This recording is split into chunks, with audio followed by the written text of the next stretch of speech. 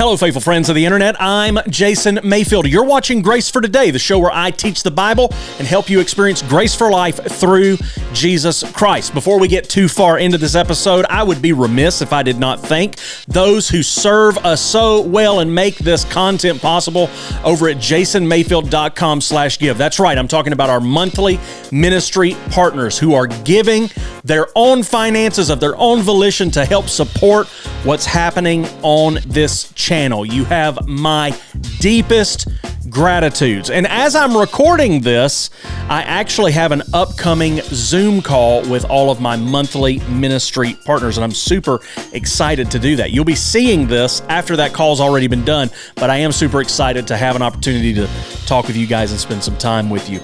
Hey, one thing that you can do for free that will help this channel a ton and will help boost this video in the algorithm is that you can subscribe to this channel, you can like this video, and you can comment below. When you do those things, it helps put this video in front of more people. And the more people this video is put in front of, the more people experience grace for life through Jesus Christ. I'm super excited about that. And listen, if you want to do an audio version of this and listen to it in the car, you can go over and check out the new Grace for Today podcast, which is available on Apple Podcasts and Spotify, and we're trying to get it available on Google Podcasts. And if you don't like any of those, you can go to jasonmayfield.com and you can find the podcast there that you can listen to without a player.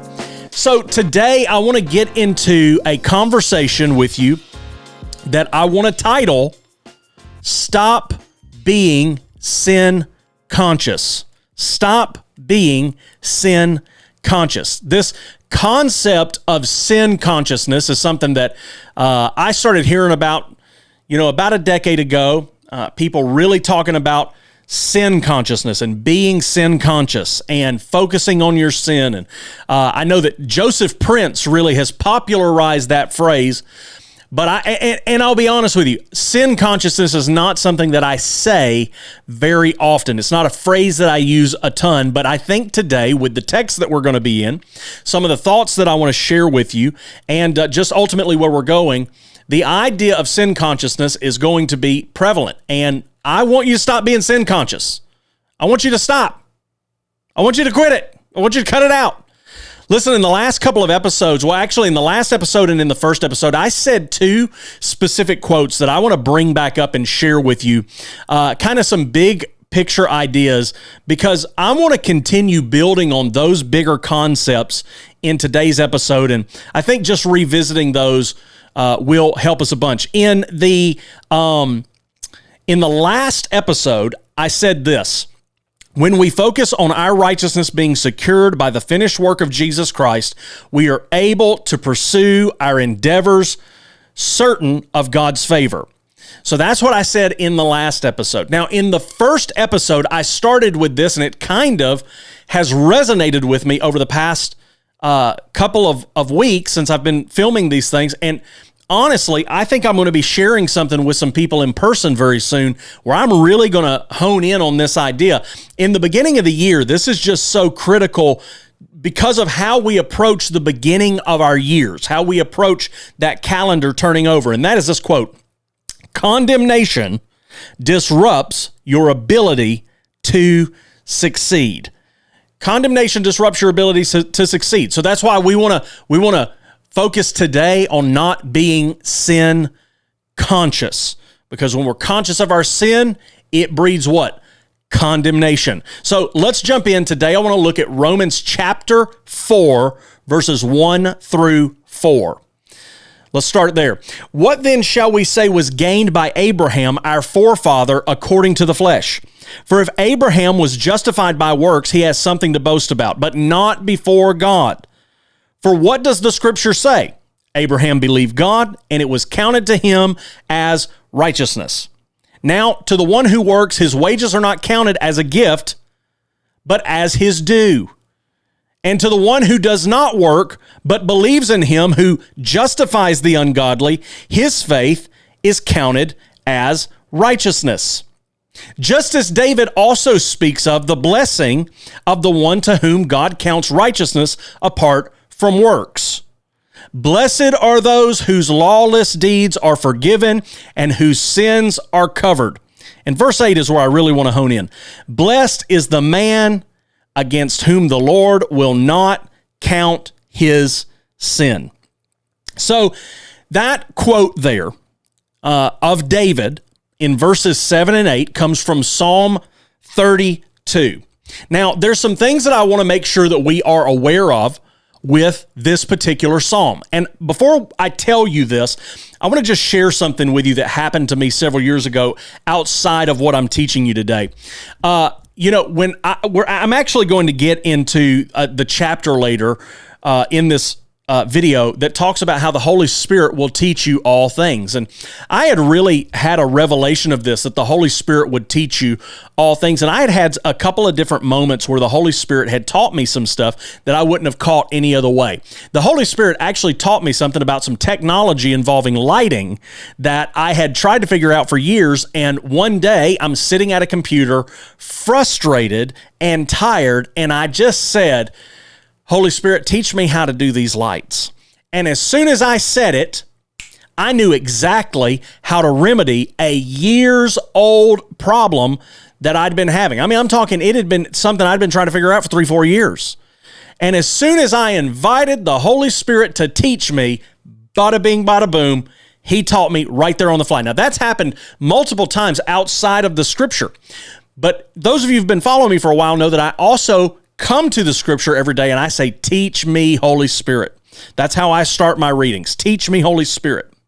Because if the Holy Spirit doesn't teach me the Word, it doesn't matter what the commentaries say. It doesn't matter what the preachers say. It only matters what the Holy Ghost says when I get into this book. And so one day I'm reading and the Holy Spirit stops me and says, when that happened, David wrote Psalm 32. The Holy Spirit taught me the technical data, and I spent the next 30 minutes trying to make sure that the Holy Ghost was right, and he was.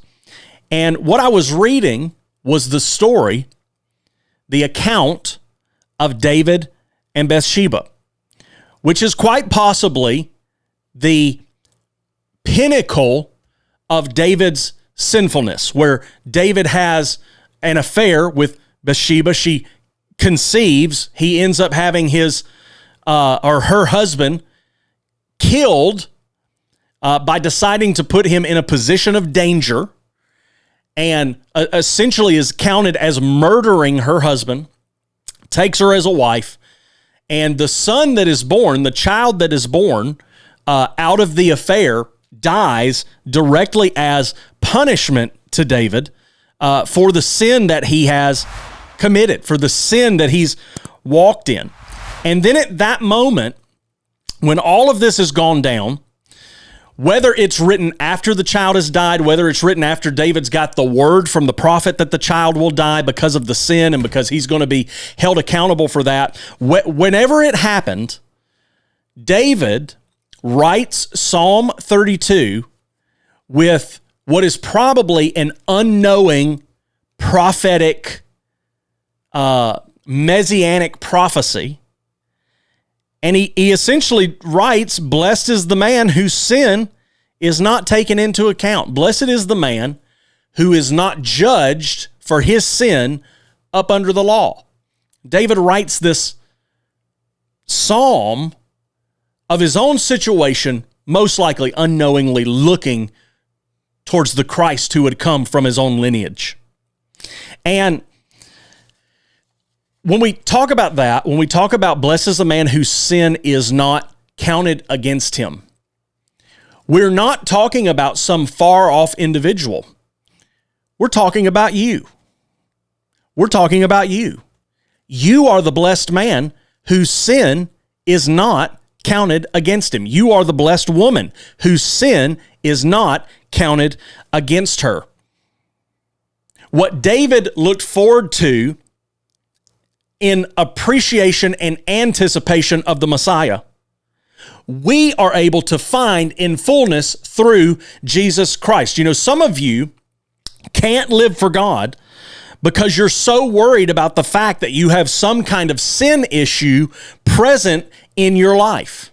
And typically, it's not a sin issue that everybody knows about. It's the sin that seems to hide in the background of our life that tells us deep inside that I know I am just not good enough. I know I do not live up to God's standard. For me, it's my temper. I'm just not an easygoing individual. I am ready to fight at any given moment. There are even moments I've looked at my wife and I've said, I just feel like I need a good fight. I need a battle to fight right now. So I know what's in me.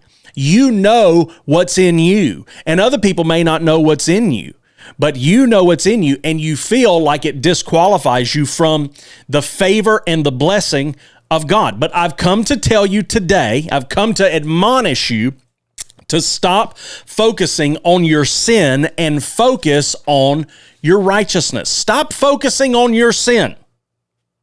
Stop focusing on your sin and start focusing on your righteousness, which brings me to what I want to talk to you about today, about not being sin conscious, about stopping the sin consciousness. Stopping our thoughts constantly being on what we are not doing well enough and how much we don't deserve X, Y, and Z because of 9, 10, and 11. Okay? We're gonna stop being sin conscious. Instead, I want us to be righteousness conscious. Now, I want you to turn in your Bible with me to John chapter 16, and I'm going to go there in a second. We're going to look at verse 5. But what I want to talk to you about just for a moment is we have some language in the church that I'd like to just clear up for a minute. We have a tendency to say, because we know Romans 8 is very clear that there is now no condemnation for those who are in Christ Jesus. So what we say in the church is we tend to say that God will not condemn you, but he will convict you. He won't condemn you, but he'll convict you. Now, what I want you to know is when we say that, we are saying the same thing. Whenever you hear people saying this, they are basically saying, God won't convict you, or God won't condemn you, but he will convict you. In other words, there's a very, very, very small difference between these words, and we think that it makes earth-shattering consequences, but in fact, it doesn't. And even that, when we talk about convict, typically what we think of is we think of conviction as putting up under judgment.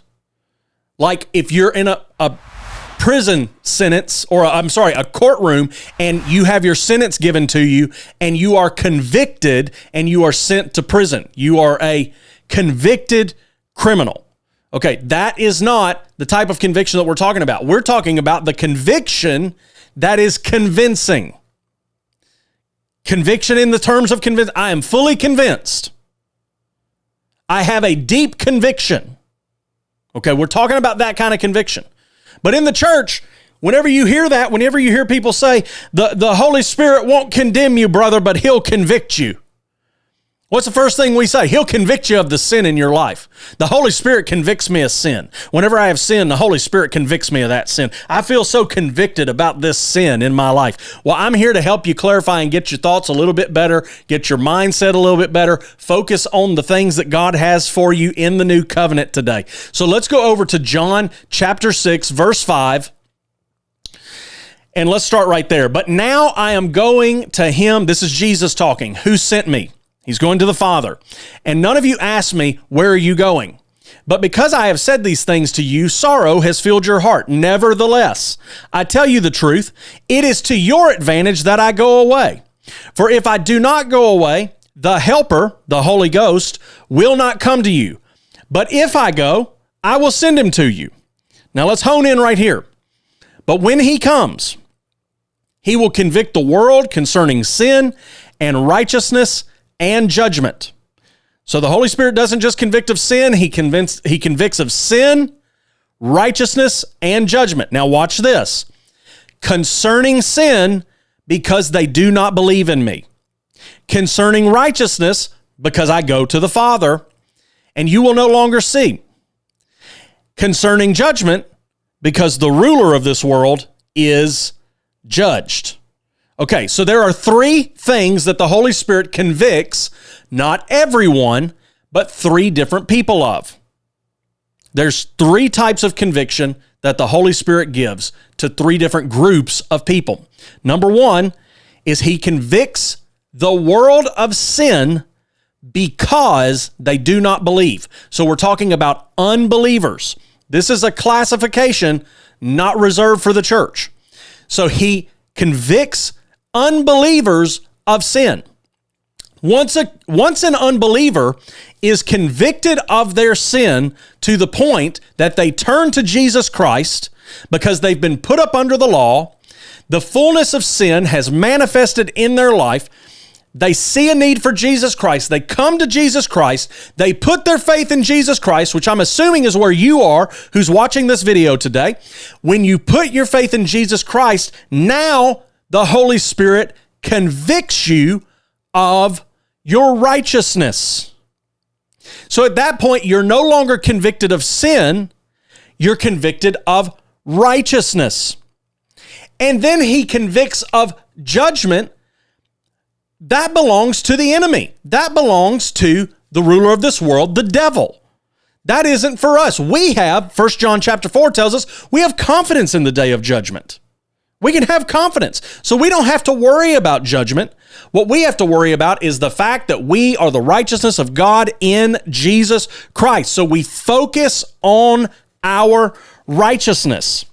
So today, what I want to encourage you with, what I want to admonish you with, is stop being sin conscious and start being righteousness conscious. If you are a born again believer, if you have put your faith, your trust, and your life in Jesus Christ, then you don't have to be worried about your sin.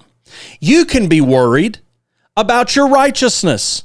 You can put your attention on your righteousness. Now, I know some of you are saying, so Jason, you say if I just keep sinning, no big deal. Well, one, I'm not saying it's a big deal or it's not. I'm just saying that focusing on your sin is paramount, whatever the word would be, is equivalent to focusing on the law. And I'll tell you this, when you focus on the law, you never resolve sin because the power of sin is the law. So when you focus on sin, you focus on the law. When you focus on the law, you focus on sin. But when you focus on the finished work of Jesus Christ and the grace that is released to you by faith in Him, you can focus on your righteousness, and all of that other stuff in your life will start to clear itself up by the grace, the mercy, and the favor of God. You can live righteously with less effort. You can live righteously by resting. And you can go after those endeavors that you want to accomplish, and you can succeed. Because again, condemnation disrupts your ability to succeed. But when you're aware of the righteousness that you have that was provided to you fully without condition through Jesus Christ, received by faith, you have the ability to conquer anything that you need to conquer in your life. Hallelujah. That's a good word. Man, I'm telling you, that's all I've got for you today, but that was worth the price of admission. I will see you next time, and until then, I'm praying that you continue to experience grace for life through Jesus Christ. Hey, thanks for watching this video. Before you run away, you could click some of these things right here and watch them. I think those might be videos that interest you. Or you can click my face and subscribe to the channel, which really helps me because it boosts our algorithm, helps us share the gospel with more people, but also helps you stay informed. I've been talking this whole time just so you could do this.